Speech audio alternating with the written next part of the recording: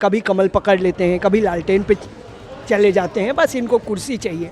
अब जनता इन लोगों की चालाकी को समझ चुकी है। वो पलायन की बात कर रहे हैं क्योंकि उनके पास अपना कोई एजेंडा नहीं है। 40 महिलाओं को टिकट देने वाले हैं जो आज तक किसी ने नहीं किया। किशोर जी तो उनके एकदम दोस्त हैं। बिल्कुल, जब ऐसा लगा कि अब वो इस लायक नहीं है तभी तो वो हटे। हम 243 मतलब 243 पे खड़े होने वाले हैं, या हम अर्श पे रहेंगे या फर्श पे रहेंगे।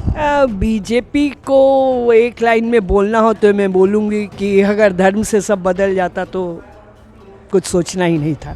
आरजेडी के बारे में उतना डर जाती हूँ मैं बोलने में, जंगल राज में याद करना नहीं चाहती।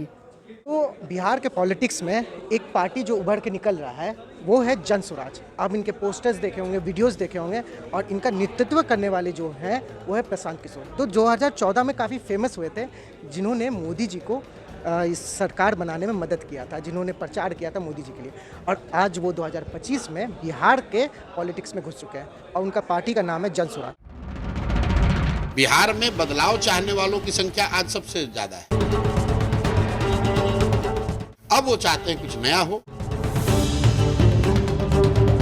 आपने बच्चों के पढ़ाई रोजगार के लिए वोट नहीं दिया है तो पढ़ाई रोजगार होगा कैसे? हमारे साथ पहले जनरल सेक्रेटरी हैं जन स्वराज के, इंदू मैम है। मैम, पहला सवाल है, व्हाट इज़ जन स्वराज? पहले तो मैं आपका स्वागत करती हूँ। आपने काम शुरू किया है, आपका काम अच्छा चले, ये आशीर्वाद भी देती हूँ। मेरा नाम इंदू सिन्हा है। मैं जन स्वराज में लगभग पौने 2 वर्षों से हूँ। हम धरातल पे यहाँ लगभग 2-2.5 साल से, उसके पहले पदयात्रा हमारी चल रही थी। मैं पदयात्रा में नहीं थी, बाद में आई हूँ क्योंकि मैं गवर्नमेंट में थी और रिटायर होके यहाँ आई हूँ। तो आप जहाँ से शुरू कर रहे हैं मैं वहीं से शुरू करते, पूछ रहे हैं वहीं से शुरू करते हैं। जन स्वराज, जैसा कि स्पष्ट पता चलता है, जनता का सुंदर राज जिसकी हम बात करते हैं। बात हम सिर्फ ये नहीं करते हैं कि हम सरकार बदल देंगे, बात हम व्यवस्था के परिवर्तन की करते हैं। और हमारी सोच है कि जनता का जब सुंदर राज आएगा, जब जनता खुद का राज आएगा, जब हम 5 चीज़ों पे जोड़ भी देते हैं, आपने पढ़ा भी होगा। हम पलायन का विरोध करते हैं। पलायन की वजह से हमारे सारे बच्चे, बुजुर्ग, सारे पुरुष बाहर चले गए हैं और बहुत बुरे स्थिति में। बल्कि आप देखते हुए अगर बिहार का नाम जब लिया जाता है तो लगता है मजदूरों के खान की बात की जा रही है। बिहार बहुत ही ज़्यादा इम्प्रेशन बन चुका है, बहुत ही ग्लानि की बात है, और इसको बहुत ही गौरव के साथ हमारे तेजस्वी जी बताते हैं। आपने सुना होगा शायद उनका वक्तव्य कि बिहार के मजदूर सब जगह काम करते हैं। नीतीश जी भी वैसा ही बोलते हैं। तो जनता त्रस्त हो चुकी है। 20 साल उनके, 15 साल आरजेडी के राज पे और 20 साल इनके राज पे, लगभग 20 इनका हो चुका है जेडीयू का। और ये बराबर वही खेल भी कर रहे हैं, कभी कमल पकड़ लेते हैं, कभी लालटेन पे चले जाते हैं, बस इनको कुर्सी चाहिए। अब जनता इन लोगों की चालाकी को समझ चुकी है। अभी तक जनता के पास कोई उपाय नहीं था। क्यों उपाय नहीं था? क्योंकि कोई विकल्प ही नहीं था। और जैसा कि आपने बताया, प्रशांत किशोर ने काफ़ी लंबा काम किया, 10 बार उन्होंने, और वो काम करके आप देखिए, अगर आप भीतर से देखना चाहेंगे तो आपको स्पष्ट होगा कि उन्होंने बिहार के लिए पैसा इकट्ठा किया। वो उनकी नौकरी थी। वो मोदी जी को उन्होंने गुजरात में, दिल्ली में, सब जगह, ममता दीदी के लिए, किसके लिए काम नहीं किया? आपके केजरीवाल जी के लिए, सबके लिए काम किया। सबके, कांग्रेस के लिए बाद में वो एक काम उनका आधे में छूट गया, आधे अधूरे, लेकिन सबके लिए काम किया, पैसे जमा किया। और आज उस मेहनत की कमाई से वो चाहे तो, जिस आदमी ने 10 लोगों के लिए हर बार मान लीजिए 100 करोड़ में भी काम किया, तो आप जोड़ लीजिए कितने पैसे, उससे तो उसका एक क्या, वो पूरा गाँव को व्यवस्थित करके मज़े से रह सकता था। उसको ज़रूरत नहीं थी। और अब मैं अपने प्लेनेटा के बारे में यहाँ बताना चाहूँगी कि वो एक तो बहुत ही समझदार, सुलझे हुए और दिल से काम कर रहे हैं। और उनके पास कोई, वो जो परिवारवाद है उसका विरोध कर रहे हैं। उनका छोटा सा एक बेटा है, उनकी पत्नी डॉक्टर हैं, कैपेबल हैं, उनको कुछ नहीं चाहिए, उनको बस बिहार का बदलाव चाहिए। और यही कारण है कि हमारे जैसे बुजुर्ग लोग भी उनके पीछे लगे। अच्छा मैम, प्रशांत किशोर जी सब जगह काम किए, मतलब कि हर स्टेट में काम किए, तो उन्होंने बिहार क्यों चुना? कि तो बहुत बचकाना प्रश्न है बेटा। क्योंकि बिहार इसलिए चुना कि वो बिहार के बेटे हैं। वो बिहार के सासाराम के हैं। बक्सर में उनके पिताजी डॉक्टर थे, उनके आप जहाँ तक जानेंगे उनके दादाजी इवन बैलगाड़ी चलाते थे। बिल्कुल धरती के आदमी हैं। उनके परिवार से वो आगे इतना आगे बढ़े कि वो बाहर चले गए और उन्होंने पलायन का दर्द सहा है, उन्होंने देखा है पलायन का दर्द। मैं बोलूँ मैंने भी पलायन का दर्द सहा है। मैं भी दिल्ली IIT की हूँ। मजाक बनता था हमारे, जब हम IIT निकालने के बाद हम मजाक के पात्र थे क्योंकि बिहारी थे। तो जिसने भी पलायन का दर्द सहा है और अगर दिल से सहा है तो बिहार को बदलना चाहिए। बिहार के बेटे हैं, बिहार को बदलना चाहते हैं, बिहार के व्यवस्था में परिवर्तन चाहते हैं। एक लाइन में मैम एक चीज़ है कि अगर आप लोग सबको ही बोल रहे हैं विकल्प पार्टी, अगर एक प्रोस्पेक्टिव देखेंगे, अगर मन में अगर हम सोचेंगे कि 20 साल से क्या बोलते हैं एक सरकार है जो काम कर रही है, अब 20 साल बाद आप बोले कि हम विकल्प पार्टी है, तो लोग ऐसे ही सोचेंगे ना कि विकल्प पार्टी है तो क्यों, क्या ही कर लेगा, ऐसे अगर दिमाग में आ रहा है तो उसको आप कैसे काउंटर कीजिएगा? देखिए, ये तो जाहिर है कि 2 दिन में हम, अभी 2 अक्टूबर को हमारी पार्टी बनी है, हम कितना कर पाएंगे, लेकिन पार्टी 2 अक्टूबर को बनी है, ठीक है ना। हमारे प्रणेता और हमारे सभी ज़िले के पदयात्री और हमारे यंग बच्चे अच्छी अच्छी नौकरियां छोड़ के जो आए हैं, सब ग्रामीण स्तर पे ज़िले, हर ज़िले में, ज़्यादातर ज़िलों में हमारा दफ्तर है, वहाँ हम बहुत सारा काम ऑलरेडी कर रहे हैं। मैम दफ्तर तो सब पार्टी का है, हम तो वो नहीं बोल रहे हैं मैम, मतलब कि जन स्वराज क्या अलग करना चाहे, वही तो मैं स्पष्ट करी, दफ्तर की बात ही नहीं कर रही। हम जमीन के स्तर पे बैठे हैं। शहर में तो हम अब आए हैं कुछ दिन पहले और तब हमने पार्टी बनाई है। हमको पता है कि जनता की ज़रूरत क्या है, हमको पता है कि हमारी जनता पलायन का दर्द सह रही है, हमको पता है कि सिर्फ छठ में बच्चे आते हैं, उनकी माँ बहन सब रोती रहती हैं, छठ में आए फिर जाएंगे, वहाँ क्या बीमारी, खाने का नहीं। हमारे यहाँ कितनी अशिक्षा है, शिक्षा की क्या हालत है ये हमको पता है। और हमारा वहीं पे अल्टरनेटिव हम ये दे रहे हैं कि हम कह रहे हैं कि अगर जन स्वराज आता है तो हम नेतरहाट लेवल का ये करेंगे जिला स्तर पे। तो इन चीज़ों में विश्वास है। जो सरकार दे रही है, तो हमने ब्याज का दर भी 2% करके तय किया है। हमने जो 400 पेंशन देके जो बेइज्जत किया जा रहा है बुजुर्गों को, वो हम 2000 करेंगे। तो हम आएंगे क्योंकि जनता हमारी बातों को मजाक में नहीं ले रही है। आप कभी भी अगर आपने हमारी बैठक और ये देखा होगा तो बिल्कुल ग्रास रूट के लोग हैं और दूसरी तरफ बहुत ही पढ़े लिखे और समझदार लोग हैं जो अपना सर्वस्व लगा रहे हैं। तो किसके पास जाएगी जनता? आप लोग का प्लान क्या है, पलायन को रोकने का प्लान क्या है? हम ये जानना चाह रहे हैं कि जैसे कि प्राइवेट कंपनीज है, हम ऐसे नहीं बोल रहे, एक बहुत सारा प्लान है हमारे पास, आप पूछते जाइए। प्लान ये है कि जो जूट मिल बंद हो गया, जो गन्ना मिल बंद हो गया, ये बात है तो वो सरकार भी कर चुकी है, बीजेपी भी कर, नहीं उन सरकारों के समय तो सब बंद हुई है, उनके समय बंद, मैंने बंद होते देखा है। हमने सुना है कि बंद होते देखा है, हम लोग नहीं मगर सुना है। और खोलने की बात पहली बार हो रही है। अब वो देखकर सुनकर यही बात कर रहे हैं, अब वो पलायन की बात कर रहे हैं क्योंकि उनके पास अपना कोई एजेंडा नहीं है। वो हमारी बातें सुन के दोहरा रहे। कैसे बच्चे बात तुतला के आपकी बात सीखते हैं और बोलते हैं। अब यही हालत बाकी पार्टियों का है। वो जो हम लोग कह रहे हैं, हमारे प्रणेता कह रहे हैं, वो वही दोहरा रहे हैं। हम देखिए, हमने पलायन पे काम शुरू किया है, हम कर रहे हैं और हम गारंटी देते हैं कि अगर हमारी सरकार आ गई तो अगले छठ के बाद बच्चे बाहर नहीं जाएंगे। और अभी हम ऑल्टरनेटिव, सरकार आए नहीं आए वो तो दूर की बात है और आएगी, कोई विकल्प नहीं है। अभी हमने विकल्प देना शुरू किया, बहुत सारी ट्रेनिंग हम दे रहे हैं। आप हमारे LCT घाट पे जो ये है आप वहाँ जाके देख, तो हम लगातार कुछ कर रहे हैं ना।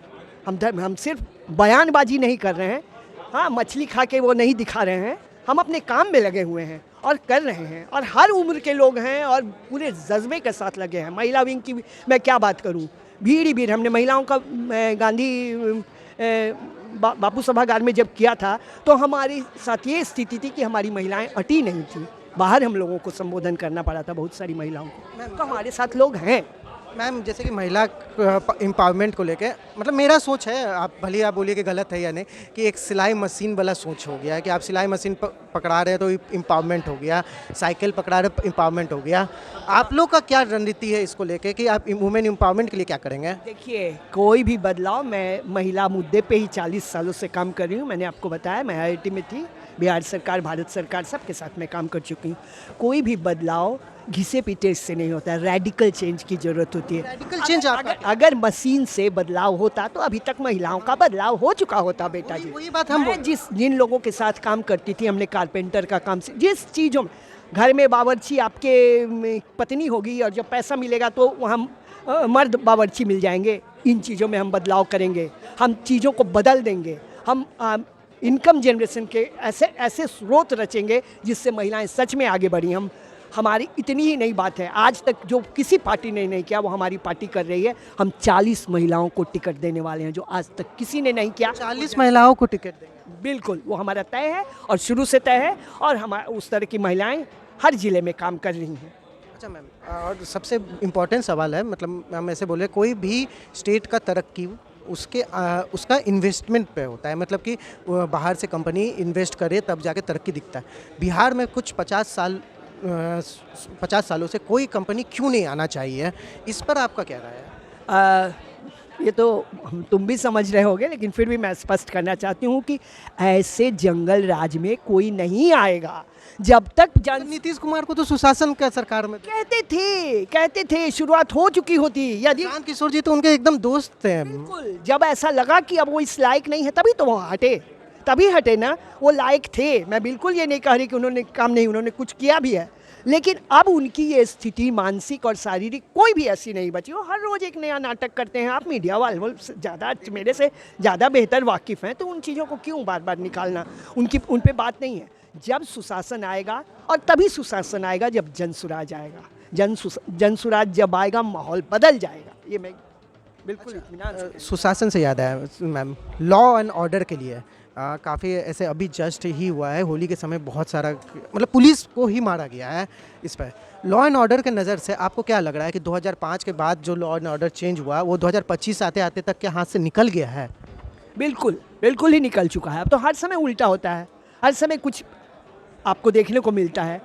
अच्छा, लॉ एंड सुशासन ऐसे ही नहीं कहा गया था, सच में बहुत आरजेडी के बाद बहुत सारी स्थितियां बदली थी। मैंने तो सब झेला है, सब देखा है। ठीक है, पढ़ाई बाहर किया, नौकरी बाहर की है, लेकिन बिहार की हूँ, पटना की बेटी हूँ, और बिल्कुल एक एक गांव जिले सबसे वाकिफ़ हूँ, अच्छे से काम किया हुआ है।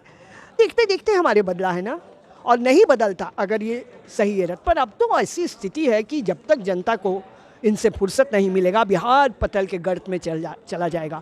हमको चाहिए कि हम देश के अग्रगणी 4-5 राज्य के बाद में हमारा नाम आए। अगर आपका सीट्स फंसा कभी कि आप इलेक्शन लड़े, आपका सीट फंस गया, आपको कुछ और सीट चाहिए, आपको किसी के साथ गठबंधन में आना पड़ेगा, तो आपके पास 3 विकल्प है, 3 नहीं 4 है, मगर बता दूं आपके विकल्प के पहले सब आपके जवाब सब हैं। हमको कोई विकल्प नहीं चाहिए। हम 243 मतलब 243 पे खड़े होने वाले हैं, या हम अर्श पे रहेंगे या फर्श पे रहेंगे। हम किसी के साथ कोई गठबंधन नहीं करने वाले हैं। तो फिर विकल्प, हमको पता है कि हम जीतेंगे, हमको पता है कि हम सरकार बनाएंगे, हमको विश्वास है, और जनता क्यों विश्वास है, क्योंकि जनता हमारे साथ है, इसलिए हमको ये विश्वास। क्यों आपको कॉन्फिडेंस है कि जनता आपके साथ होगी? कॉन्फिडेंस है, तभी तो मैं कह रही हूँ। आप अगर गहराई से जनसुराज को देखेंगे तो आपको लगेगा कि हाँ, इन लोगों को सही कॉन्फिडेंस है। इससे बड़ा में क्या, इसका तो कोई ऐसा सैंपल टेस्ट नहीं है कि मैं बोलूँ कि आप ऐसे टेस्ट कर लीजिए।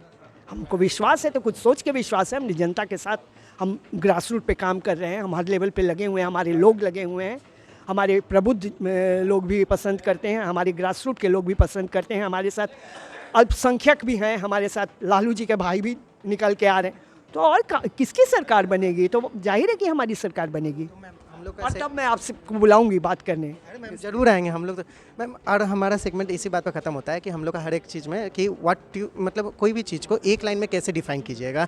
तो हम आपसे 4-5 पार्टी का नाम लेंगे, उसको आप एक लाइन में कैसे डिफाइन कीजिएगा? चलिए मैम, एक लाइन में आप बीजेपी को कैसे डिफाइन कीजिएगा? इन बिहार हम पूरा इंडिया नहीं जाने वाले हैं, सबको जो भी पार्टी है इन बिहार, बीजेपी को इन बिहार आप कैसे स्टेट कीजिएगा एक लाइन में?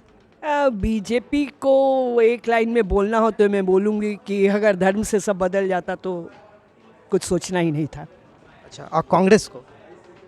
अब राहुल बाबा जब तक होंगे तो कांग्रेस का कुछ नहीं हो पाएगा। ये प्रशांत किशोर जी भी बोल लेते हैं। फिर जाके ऑब्वियसली जेडीयू को? नीतीश जी ने जो हाल कर दिया है कि जेडीयू में कोई वैसा नेता अब नहीं है, और जेडीयू के अपना कोई दम नहीं है, वो तो किसी के भरोसे जीता है, तो उसके बारे में क्या बोलना। जेडीयू अगर विकल्प ढूंढ लिया अपना, तो वो अपना मतलब जेडीयू अपना नीतीश जी की जगह कोई और को ढूंढ लिया, तो क्या खड़ा हो पाएगी फिर? अचानक कोई जिन्न निकलेगा क्या चिराग से? नहीं निकलेगा ना, तो है ही नहीं, तो दिख रहा है कोई नहीं है। हमारे पास है नेता, अब बेस्ट नेता है हिंदुस्तान का, तो बिहार तो बदल ही देगा। आरजेडी को लेके भाई आरजेडी के बारे में उतना डर जाती हूँ मैं बोलने में। जंगल राज मैं याद करना नहीं चाहती, मैं याद करना नहीं चाहती और आप भी नहीं चाहेंगे जंगल राज। उनका पॉपुलैरिटी स्टूडेंट के बीच अच्छा बन रहा है। उससे बहुत बेहतर हमारे साथ है स्टूडेंट्स का। आपने बीपीएस की लड़ाई हमारी देखी होगी, कोर्ट तक में भी लड़े हैं और ये बात हम भी बोलेंगे कि आगे भी हम उनके लिए लड़ने के लिए खड़े हैं। ये बात हम भी बोलेंगे कि मेन ऑपोजिशन होके वो लोग नहीं लड़े थे, ये हम भी बोलते हैं। और आप लोग ने साथ किसी ने सुध नहीं ली, किसी पार्टी ने, किसी बच्चा चला गया ऊपर चला गया, उसके भी हम गांव तक गए, किसी ने किसी बच्चे की कोई सुध नहीं ली। हमारे नेता ने अपना 8.5 किलो वजन कम किया, भूखे रह के, जाड़ी की ठंड में तरतरा के। हमारे जैसे बुढ़े लोग भी बैठे रहते थे वहीं। एलजेपी पार्टी चिराग पासवान, उनके पास अभी उतना दम नहीं है, हैं कि कम लोग हैं, अच्छे व्यक्ति हैं पर बहुत कम लोग हैं। और उनके ही पशुपति पारस जी, उनका पार्टी का क्या कहना? पहले अपने घर की लड़ाई सॉल्व करें। अपना घर का लड़ाई पहले उन लोगों को सॉल्व करना है। अच्छा मैम, और आखिर में जन स्वराज पार्टी एक लाइन में कैसे डिफाइन कीजिएगा? जनता का सुंदर राज्य जो 25 में आने वाला है, जिसकी सरकार। और अगर जन स्वराज पार्टी बनाती है तो सीएम कैंडिडेट ऐसे प्रशांत किशोर जी ही हैं क्या? आप लोग ऐसे मतलब जैसे होता है ना बीजेपी का जैसे सरप्राइज पैकेजिंग कर रहे हैं आजकल कि अचानक? जन स्वराजी जिसको चाहेंगे वही मुख्यमंत्री बनेगा। यदि जन स्वराजी चाहेंगे कि प्रशांत जी बने तो उनको बनना पड़ेगा। मतलब यहाँ पर भी वैसे ही विकल्प आप दे रहे हैं क्या कि कोई भी बन सकता है? जैसे बीजेपी बिल्कुल, हमारे यहाँ बहुत लोग हैं, कोई भी बन सकता है। अगर जन स्वराजी चाहेंगे तो प्रशांत जी को बनना पड़ेगा, वो चाहे या ना चाहे। ये था जन स्वराज पार्टी के जनरल सेक्रेटरी थे हमारे साथ, इंदु मैम थे। और खैर आपकी कोई भी सवाल हो कमेंट बॉक्स में बताइएगा, हम लोग आपको रिप्लाई देने की कोशिश करेंगे। मैम की तरफ से भी आपको रिप्लाई आएगा। और आपको अगर ये जन स्वराज से जुड़ना है तो ऑब्वियसली क्या उस पार्टी में अच्छा लग रहा है, क्या बुरा लग रहा है, सब कुछ पूछिए, क्योंकि एक नया पार्टी, एक विकल्प पार्टी अगर आ रहा है तो उनसे सवाल सबसे ज़्यादा किया जाना चाहिए। अगर वीडियो पसंद आए तो डेफिनेटली लाइक कर दीजिएगा और हमारे चैनल को सब्सक्राइब कर लीजिएगा। चलिए, धन्यवाद।